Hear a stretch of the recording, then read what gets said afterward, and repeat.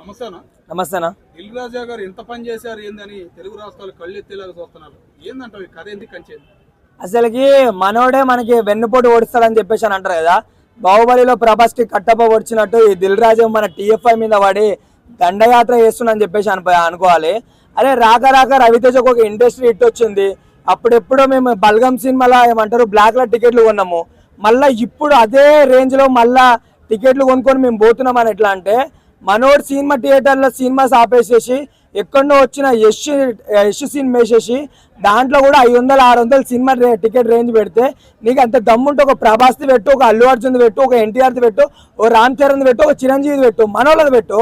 నువ్వు ఎక్కడి నుంచో కన్నడ ఇండస్ట్రీ నుంచి వచ్చిన వాళ్ళు అదే ఇక్కడ మన తెలుగు సినిమా ఎవరితో బాగుంటుంటే కన్నడ వాళ్ళ హీరో సినిమాలు ఆపేసుకుని ఎవరైనా పెడతారా? కొంచెమన్నా బుద్ధి ఉందా నీకు? బుద్ధి లేకుండా నువ్వు ఏమంటారు నువ్వు కొనుక్కుంటున్నావు సినిమాలని 1000 కోట్లకి 500 కోట్లకి. నీ బ్యాంక్ బ్యాలెన్స్ ఖాళీ అయిపోయిందని చెప్పేసి మా బ్యాంక్ బ్యాలెన్స్ ఎందుకు లూట్ చేద్దామని చూస్తున్నావు నువ్వు? అసలుకి ఏమని ఉంటే మాట్లాడుకో, ఓ 200-300 అని చెప్పు. అంతేగాని మన తెలుగునే దొక్కినట్టు ఆఖరికి కన్నడ వాళ్ళు పెడతారు కింద కామెంట్స్, అరే మీ ఇరుముడు ఆపేసుకొని మా ఓన్ సినిమా వేసుకున్నానంటే మీదంతా ఎర్రి సినిమా అని చెప్పేసేసి.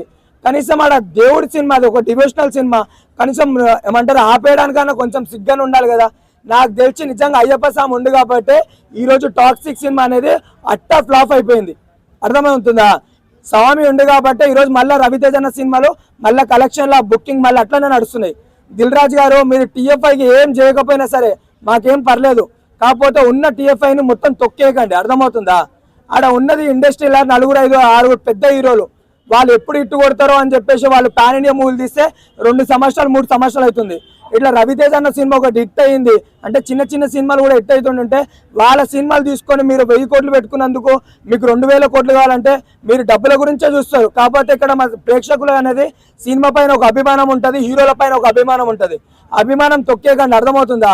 కొన్ని రోజులు అయిన తర్వాత టీఎఫ్ఐలో ఎవరు సినిమాలు కూడా చూడడు మీరు ఇలా వేసుకుంటూ పోతుంటే.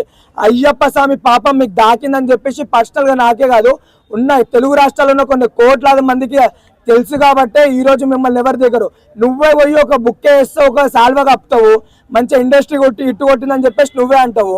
మళ్ళీ ఇప్పుడు చూసుకుంటుంటే మళ్ళీ మొత్తానికి నువ్వే ఏమంటారు మళ్ళీ రివర్స్ వచ్చేస్తున్నావు. రివర్స్ వచ్చేసేసి ఆయన సినిమా థియేటర్లో ఆయన సినిమా తీసేస్తున్నావు. ఇది దేనికి పడతాండి నాకు అర్థం అవ్వట్లేదు.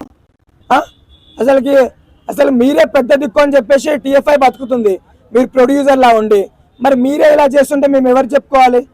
అందుకనే ఏమంటారు నాగవంశీ ఈ మైత్రి మూవీ మేకర్స్ నిజంగా వాళ్ళు పెట్టి ఒక కాన్ఫరెన్స్ పెట్టి మీ గురించి మాట్లాడుతున్నారు, మీ ప్రొడ్యూసర్లు ఎంత దారుణంగా తయారవుతారు అని చెప్పేసి. ఒకటి చెప్తున్నా, అయ్యప్ప స్వామి పాపం ఇండస్ట్రీకి మొత్తం తాకిందని చెప్పుకోవచ్చు.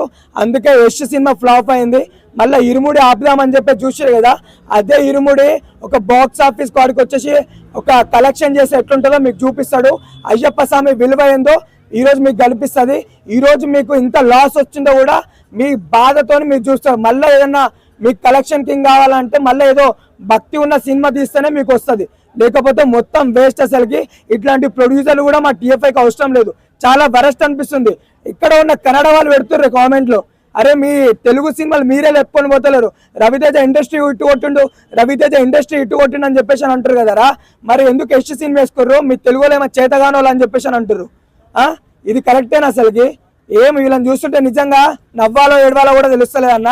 ఇట్లాంటి వాళ్ళు ఉన్నంత రోజులు మన టీఎఫ్ఐ అనేది ఎప్పుడు బానిసలాగానే ఓ బందీలాగానే ఉంటుంది, కానీ మన టీఎఫ్ఐ ఇండస్ట్రీ ఎప్పుడు బాగుపడదని చెప్పేసి పర్సనల్గా ఇది నా ఒపీనియన్ అన్న.